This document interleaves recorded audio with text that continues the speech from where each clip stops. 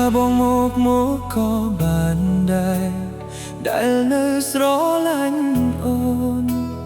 ទាំងដឹងថារឿងកន្លងបងជឿចាប់ប៉ុណ្ណាព្រោះនៅសែលសល់ចិត្តស្រឡាញ់ទើបបងទ្រាំមិនទៅណាយល់មកបងជាសង្សារគុំបាយគ្នាបានទេថាបងងៀលងើក៏បានដែរដែលនៅចាំរឿងកន្លងសាច់រឿងស្នេហាអូនបង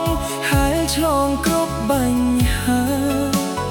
នៅពីអ្នកធ្លាប់ស្រឡាញ់គ្នាពេលរងាមិនទៅណាតែពេលនេះរៀមរាទុកសង្សារដូចអ្នកដទៃ